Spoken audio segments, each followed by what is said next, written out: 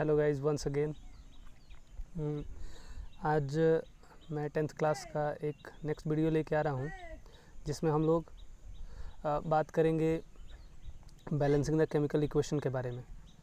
तो आज हम लोग देखेंगे कि बैलेंसिंग क्या होता है और इनके किस प्रोसेस से हम किसी इक्वेशन को बैलेंस करते हैं और क्या नीड है इक्वेशन को, एक केमिकल इक्वेशन को बैलेंस करने का। उन सब सारे टॉपिक्स पे हम लोग डिटेल में बात करने वाले हैं आज के वीडियो में। तो चलिए स्टार्ट करते हैं। देखते हैं कि इट इज़ द प्रोसेस, हमने इसको डिफ़ाइन किया है कि it is the process in which all the elements of reactant must be equal from the element of product. ये ध्यान रखना है कि प्रीवियस वीडियो में हमने आपको बताया भी है अपने लेक्चर में कि किसी केमिकल इक्वेशन में जो लेफ़्ट साइड जो होता है उसको हम लोग रिएक्टेंट बोलते हैं और जो राइट साइड होता है उसको प्रोडक्ट बोलते हैं। तो रिएक्टेंट साइड में यहाँ पे नीचे देखेंगे कि रिएक्टेंट और ये है प्रोडक्ट। तो प्रोडक्ट में जितना एलिमेंट होना चाहिए उतना ही नंबर ऑफ़ एलिमेंट प्रोडक्ट में, रिएक्टेंट में जितना नंबर ऑफ़ एलिमेंट होना चाहिए उतना ही प्रोडक्ट में भी होना चाहिए।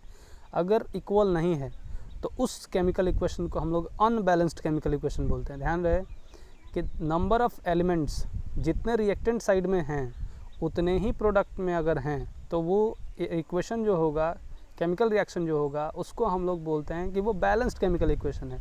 जिसमें इक्वल नहीं है उसको हम लोग अनबैलेंस्ड केमिकल इक्वेशन बोलते हैं। जैसे और देखते हैं हम लोग इसमें कि यहाँ रिएक्टेंट साइड में नंबर ऑफ़ हाइड्रोजन एटम कितना है, 2 है।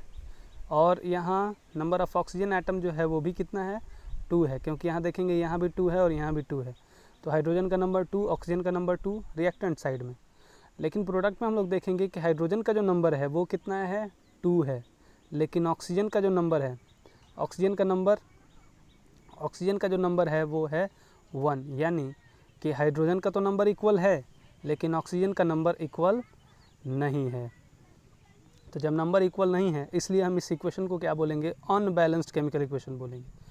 ध्यान रहे कि जब रिएक्टेंट साइड में जितना एलिमेंट है अगर एलिमेंट उतना प्रोडक्ट साइड में नहीं है तो उस रिएक्शन को हम लोग अनबैलेंस्ड केमिकल रिएक्शन या अनबैलेंस्ड केमिकल इक्वेशन के नाम से जानते हैं।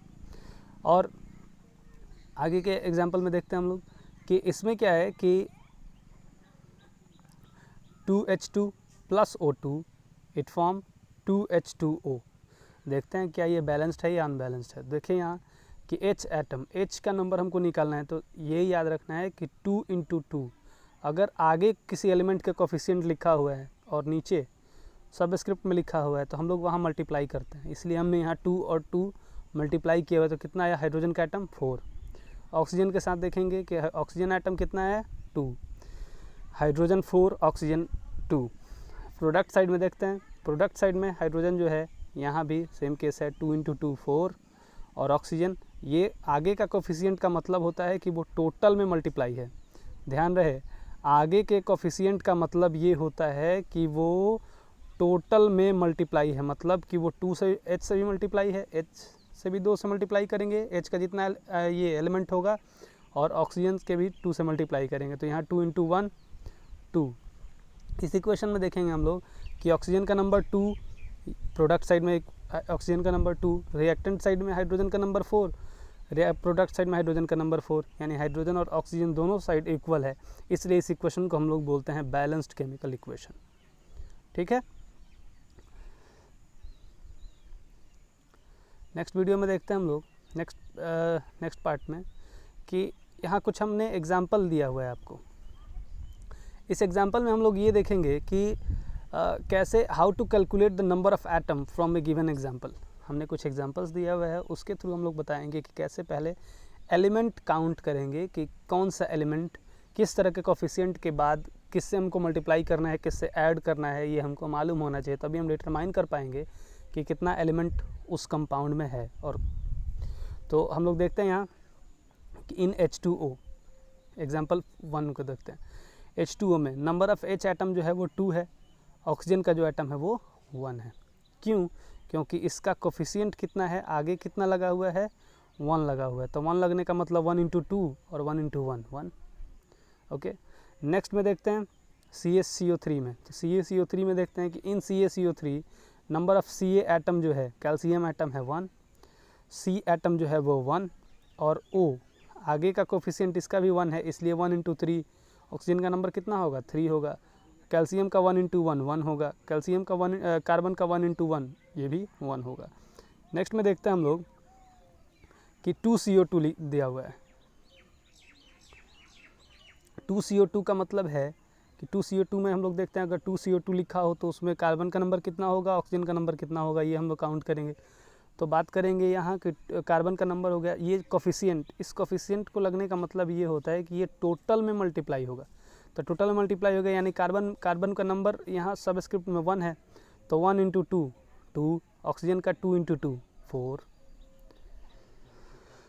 इसके बाद हम बात करेंगे यहाँ MgOH होल ट्वाइस अगर दिया है, इसको हम लोग MgOH का होल ट्वाइस बोलते हैं। Mg एक है और OH का होल ट्वाइस है, मतलब O भी 2 बार है और H भी 2 बार है। तो यहाँ देखेंगे कि इसका कोफिशिएंट आगे कितना है 1, तो Mg हो गया 1। ऑक्सीजन, इसका ऑक्सीजन यानी कि ये जो 2 है, ये 2 इंडिकेट कर रहा है कि ऑक्सीजन भी 2 है और यहाँ हाइड्रोजन भी कितना है 2 है। तो यहाँ देखेंगे कि ऑक्सीजन भी 2 है और हाइड्रोजन भी 2 है। नेक्स्ट हम लोग देखते हैं 2Na2CO3। तो 2Na2CO3 में अगर हम बात करेंगे तो यहाँ टोटल Na2CO3 का जो कोफिशिएंट है वो ऑलरेडी पहले से 2 दिया हुआ है, यानी कि Na2CO3 के सारे एलिमेंट्स में 2 से पहले मल्टीप्लाई होगा, उसके बाद जो सबस्क्रिप्ट में जो नंबर हैं उनको हम लोग मल्टीप्लाई करेंगे उसके साथ।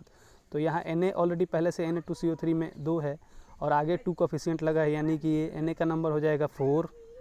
कार्बन की अगर हम बात करेंगे तो ये कार्बन हो जाएगा 2, 2 इंटू 1 2।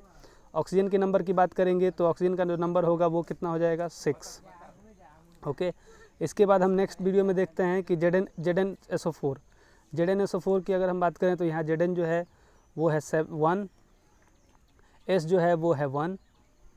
ऑक्सीजन की अगर हम बात करते हैं तो ऑक्सीजन की देख लें तो ऑक्सीजन यहाँ पे है 4, ऑक्सीजन का नंबर है 4, लेकिन यहाँ पे H2O के साथ इस डॉट का मतलब होता है, हम लोग फार्मूला में डॉट लिखते हैं लेकिन अगर हम इसको हिट करेंगे तो वो प्लस में चला जाएगा। तो इसका मतलब होता है कि यहाँ हाइड्रोजन का जो नंबर होगा वो होता है 7 इंटू 2 हाइड्रोजन का नंबर हो गया, तो ये हो गया 14। हाइड्रोजन जो होता है वो 14 होगा और ऑक्सीजन जो है यहाँ 4 यहाँ और 7 यहाँ पे, तो ये हो जाएगा 4 + 7 कितना, ऑक्सीजन हो गया 11। नेक्स्ट में हम लोग देखते हैं कि यहाँ 2Fe,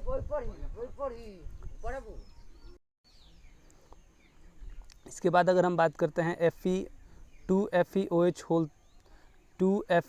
होल थ्राइस, इसको बोलेंगे FeOH होल थ्राइस। 2 इसका कोफिशिएंट है, मतलब यहाँ Fe जो है वो 2 है और O यहाँ पे 3 है और आगे जो लगा है 2, तो हम लोग ऑक्सीजन के लिए करेंगे 2 इंटू 3 6 और हाइड्रोजन के लिए भी यहाँ पे 3 नीचे सबस्क्रिप्ट में और कोफिशिएंट इसका है 2, तो मल्टीप्लाई करेंगे हाइड्रोजन भी आ जाएगा 6। आगे हम लोग और एक एग्जांपल देखते हैं कि यहाँ Fe2O3.2H2, इसका मतलब क्या है, तो Fe जो है वो 2 है, O जो है वो यहाँ पे ऑक्सीजन 3 है और यहाँ पे ऑक्सीजन कितना है 2 है, क्योंकि 2 इसका कोफिशिएंट है। तो यहाँ पे कितना हो जाएगा 3 + 2 कितना हो गया, ऑक्सीजन हो गया 5 और हाइड्रोजन का नंबर हो जाएगा 2 इंटू 2 कितना 4। ठीक है, इसके बाद हम कुछ एग्जांपल्स को और देखते हैं कि अगर Zn + HCl, ZnCl2 + H2, इस इक्वेशन में हम लोग देखेंगे कि Zn का जो नंबर है वो 1 है, H जो है वो 1 है और Cl भी 1 है, लेकिन इसमें यहाँ पे देखेंगे Zn तो 1 है लेकिन Cl 2 है और H भी कितना है 2 है। इसका मतलब ये जो इक्वेशन है वो क्या है, अनबैलेंस्ड इक्वेशन। ओके, अब इसको बैलेंस करने के लिए हमको क्या करना पड़ेगा, तो बैलेंस करने के लिए अपने दिमाग से अभी फ़िलहाल हम लोग अप टू 10th लेवल हम लोग हिट एंड ट्रायल मेथड का यूज़ करते हैं। ये जो मेथड है इसको हम लोग हिट एंड ट्रायल मेथड बोलते हैं। हिट एंड ट्रायल मेथड का मतलब ये होता है कि आप अपने दिमाग के कैपेसिटी के अकॉर्डिंग आप उसको बैलेंस करेंगे कि क्या रिक्वायरमेंट है, वहाँ 1 रखेंगे, 2 रखेंगे, 3 रखेंगे, 4 रखेंगे और दोनों तरफ रिएक्टेंट और प्रोडक्ट के एलिमेंट्स को बैलेंस करते हैं। इस मेथड्स को हम लोग हिट एंड ट्रायल मेथड के नाम से जानते हैं। यहाँ रिएक्टेंट साइड में देखेंगे Zn 1 है, हाइड्रोजन यहाँ 2 है, Cl भी 2 है। ओके, क्योंकि HCl का जो कोफिशिएंट है वो 2, इसका मतलब ये इंडिकेट करता है कि वहाँ हाइड्रोजन भी 2 है और Cl भी 2 है। अब प्रोडक्ट साइड में देखते हैं Zn1 करेक्ट, Cl 2 Cl है, H भी कितना है 2 है। इसका मतलब कि जितना रिएक्टेंट साइड में एलिमेंट है Zn, H और Cl उतना ही प्रोडक्ट साइड में Zn, Cl और H है। इसलिए जो इक्वेशन होगा वो इक्वेशन होगा बैलेंस्ड इक्वेशन। ओके, अब हम लोग और देख लेते हैं। अब देखेंगे कि because both side of chemical equation have equal number of Zn, H and Cl atom, हमने डिस्कस भी कर दिया। अब हम लोग देखेंगे नेक्स्ट पार्ट इसका कि now the need of balance chemical equation two follow the law of conservation of मास। ये आपको याद रखना है कि किसी केमिकल इक्वेशन को बैलेंस करने की ज़रूरत क्यों है। हमने तो केमिकल इक्वेशन, हमको तो केवल केमिकल इक्वेशन जानना है, लेकिन इसको बैलेंस करने की ज़रूरत क्या है? तो बैलेंस करने की ज़रूरत है, इसलिए ज़रूरत है कि वो law of conservation of mass को फॉलो करे। अगर वो अनबैलेंस्ड केमिकल इक्वेशन होगा तो वो law of conservation of mass को फॉलो नहीं करेगा। इसका मतलब क्या है? तो लॉ ऑफ कंजर्वेशन ऑफ मास आपको याद भी होगा और हम यहाँ बता भी देते हैं कि the law of conservation of मास ये बोलता है कि मास किसी केमिकल इक्वेशन के लिए कि mass of reactant is must be equal to the mass of product. किसी केमिकल इक्वेशन में जितना लेफ्ट साइड का मास होना चाहिए उतना ही मास राइट साइड में भी होना चाहिए। मतलब जितना रिएक्टेंट का मास होगा उतना ही प्रोडक्ट का मास होगा, तभी वो रिएक्शन जो होगा वो law of conservation of mass को फॉलो करेगा। और एक बात कि ये लॉ है, मतलब हर एक कंडीशन में ये सही होगा, विदाउट एनी एक्सेप्शन होता है। इसलिए हम लोग इसको यहाँ पे बैलेंस करते हैं किसी केमिकल इक्वेशन को। एक एग्जांपल देख लेते हैं, जैसे C+O2 CO का फॉर्मेशन करता है कार्बन मोनोऑक्साइड का। तो यहाँ कार्बन का जो एटॉमिक मास होता है वो 12 ग्राम पर मोल है, और ऑक्सीजन है तो एक ऑक्सीजन का 16 ग्राम, 2 ऑक्सीजन है तो यहाँ 32 ग्राम पर मोल हुआ। ऐड करेंगे तो 44 ग्राम पर मोल आ रहा है रिएक्टेंट साइड का मास। ओके, लेकिन अगर हम प्रोडक्ट साइड में जाते हैं तो कार्बन का मास 12 और 16 जो है वो मास हो गया किसका? ऑक्सीजन का। ऐड करेंगे तो 28 ग्राम पर मोल आ रहा है, ये प्रोडक्ट साइड का मास हो गया। इसका मतलब ये है कि mass of reactant not is equal to the mass of product. इसलिए ये रिएक्शन जो है वो क्या है? अनबैलेंस्ड केमिकल इक्वेशन है। तो आपके पास दो मेथड हैं, या तो आप लॉ ऑफ कंजर्वेशन ऑफ मास से भी बता सकते हैं कि कोई केमिकल इक्वेशन बैलेंस है या नहीं है, और दूसरा कि number of element reactant side में अगर इक्वल नहीं है प्रोडक्ट साइड के तो वो भी रिएक्शन अनबैलेंस होगा। इसको बैलेंस करने के लिए अगर हम बैलेंस करते हैं तो देखते हैं कि ये law of conservation of mass को फॉलो करता है या नहीं। तो देखेंगे हम लोग कि 2C+O2 it form 2CO। Carbon का दो मोल हम ले सकते हैं, लेंगे, और ऑक्सीजन O2 हमने लिया, यहाँ 2 मोल ऑफ कार्बन मोनोऑक्साइड का फॉर्मेशन हो रहा है। काउंट करके देखते हैं, 2C मतलब 2 × 12 ग्राम कार्बन का एटॉमिक मास, और 2 एटम है तो हम लोग उसको क्या करेंगे? मल्टीप्लाई करेंगे। और यहाँ 32 is the molecular mass of O2। Add करेंगे तो ये आ जाएगा 56। मास ऑफ रिएक्टेंट जो हो गया वह 56 ग्राम होगा। प्रोडक्ट साइड में देखेंगे 2 तो कोफिशिएंट है तो ये दोनों साइड में मल्टीप्लाई होगा। तो यहाँ देखेंगे कार्बन का है 12 और ऑक्सीजन का है 16, 2 से मल्टीप्लाई किए 28 × 2 कितना आया? 56। देखेंगे कि जो यानी कि MR is equal to MP, यानी mass of reactant is equal to mass of product. आप देख लीजिए कि ये एक तरह से अगर हम कार्बन के नंबर की ही बात करें तो यहाँ कार्बन का नंबर है 2, ऑक्सीजन का नंबर है 2, यहाँ कार्बन का नंबर है 2, ऑक्सीजन का नंबर है 2, यानी रिएक्टेंट और प्रोडक्ट दोनों साइड में ये जो नंबर ऑफ एलिमेंट्स जो हैं वो सिमिलर हैं, और साथ ही साथ उनका जो मास है रिएक्टेंट साइड का और प्रोडक्ट साइड का वो भी क्या है? सिमिलर है।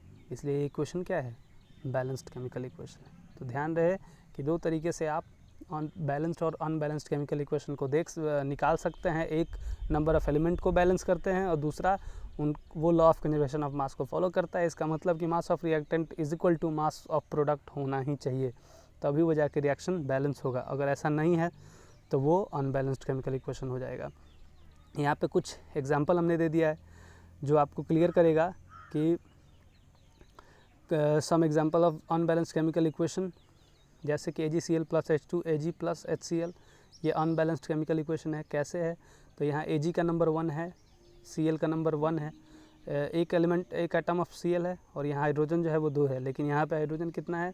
1। Cl कितना है? 1। Ag 1 है, तो ये अनबैलेंस्ड है। बैलेंस करेंगे तो 2 AgCl के आगे 2 लगा देंगे तो Ag भी 2 हो गया, Cl भी 2 हो गया और हाइड्रोजन भी 2 हो गया। अब यहाँ पे देखेंगे प्रोडक्ट साइड में तो 2 Ag 2H और Cl भी कितना हो गया, 2 हो गया। ये बैलेंस्ड केमिकल इक्वेशन है। आगे इसके कुछ हमने एग्जांपल्स दे दिए हैं, इसको आप देख लेंगे। और नेक्स्ट वीडियो में हम लोग टाइप्स ऑफ केमिकल रिएक्शन के बारे में बात करेंगे। और अगर कुछ इसमें डाउट है तो उस डाउट्स पे अगर आप चाहते हैं कि अगर हम कुछ वीडियो को और या नोट्स को बना के आपके सामने रिप्रेजेंट करें, तो आप अपने डाउट्स को भी हमको कुछ मेरे व्हाट्सएप पे आप डिटेल दे सकते हैं, हमसे कांटेक्ट कर सकते हैं, क्वेश्चन पूछ सकते हैं, या अगर कुछ भी आपको जानना है तो आप कमेंट कर सकते हैं।